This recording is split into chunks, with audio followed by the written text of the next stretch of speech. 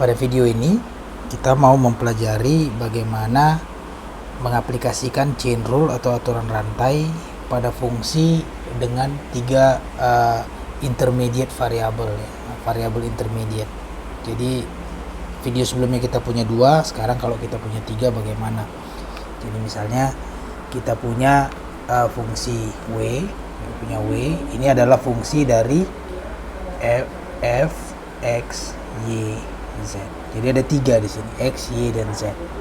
Dimana x itu adalah fungsi t, bisa diturunkan terhadap t, y itu juga fungsi t, dan z juga fungsi t. Jadi di sini kita punya dependent variabelnya, variabel dependent kita adalah variabel dependent itu adalah w, variabel intermediate ya, variabel intermediate itu ada tiga, yaitu x, y, dan z. Dan variabel dependent independent kita yang tidak bergantung pada apapun itu adalah t. Seperti yang kasus dengan fungsi dengan dua intermediate variable, sekarang kita gambar branch diagram. Yang paling atas kita identifikasi ada kita punya satu variabel dependent. Jadi kita punya satu variabel dependent yaitu w. Kemudian kita punya tiga variabel intermediate. Ya, itu kita punya tiga. Jadi kita buat satu di sini, satu di sini, satu di sini. Ya, jadi ini adalah x, ini adalah y, ini adalah z. Kemudian kita punya satu variabel independen, yaitu ada di sini, yaitu adalah t. Nah, sekarang kita tarik garis-garisnya untuk menghubungkan branch diagram kita. Jadi kita udah tarik garisnya ya, yang ini ada yang biru, hijau, dan merah. Dari w ke x ini adalah kita turunkan di mana kita anggap y dan z itu konstan. Jadi kita punya partial derivative di sini atau turunan parsial. Do w, do x. Lihat simbolnya do ya. Dari yang hijau ini kita anggap x dan z konstan. Jadi di sini kita punya yang namanya parsial juga. Ini kita punya parsial juga, ya. Di mana x dan y kita anggap konstan. Tapi dari yang di bawah ini dia cuma punya satu variabel t, maka dia turunan biasa. dx, dt, dy, dt. Ini adalah dz, dt.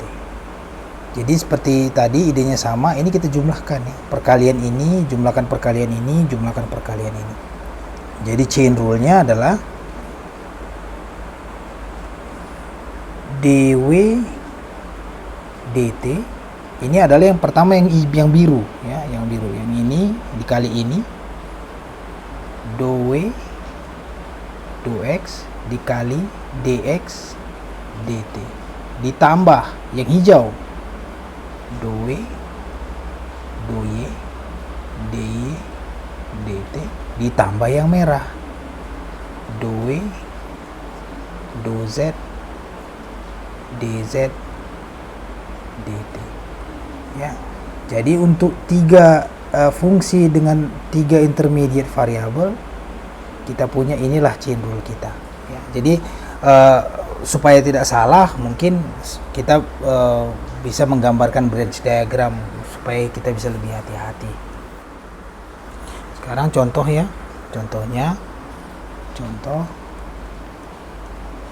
kita punya fungsi w sama dengan xy tambah z. Nah, sekarang kita punya x, y, dan z, di mana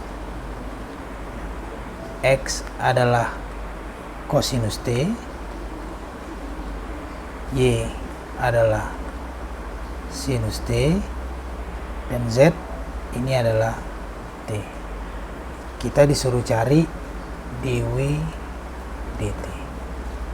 Terus kemudian kita mau menghitung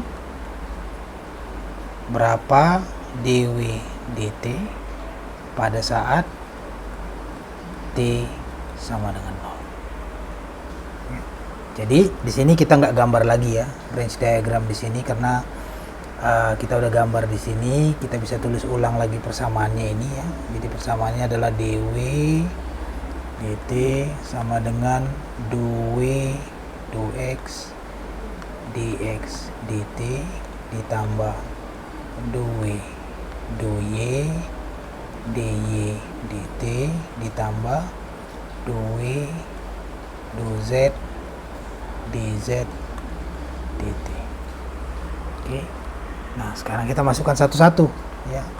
2 2x ini adalah 2 per 2x dari w-nya adalah xy ditambah z dikali d per dt dari kosinus t ditambah 2 per 2y dari xy ditambah z dikali d per dt dari sinus t ditambah 2 per 2z dari xy ditambah z ya dikali d per dt dari t. Ini bisa kita lihat pada saat kita turunkan parsial terhadap x, semua y dan z kita anggap konstan di sini. Jadi turunan z terhadap x itu 0. Berarti cuma ada ini. Berarti di sini kita bisa dapat ini adalah y. Turunan cos t adalah minus sinus t. Ya, ditambah diturunkan terhadap y z 0 ya. Berarti ini adalah x. Kemudian turunan adalah kosinus t. Ini kita turunkan, ini 0 ya. Z terhadap ini adalah 1. Turunan T adalah 1. Nah, sekarang Y ini kita masukkan. Y itu adalah sinus T. Jadi ini adalah sinus T dikali minus sinus T ditambah kosinus T dikali kosinus T ditambah 1. Ini adalah minus sinus kuadrat T ditambah cos kuadrat T ditambah 1. Sinus kuadrat cos kuadrat T kurang sinus kuadrat T ini identity ya. Itu adalah sama dengan kosinus 2T. Maka ini adalah kosinus 2T ditambah 1. Ya, jadi ini adalah dw per dt. Nah, pertanyaan berikutnya, berapa dw per dt pada saat t sama dengan 0?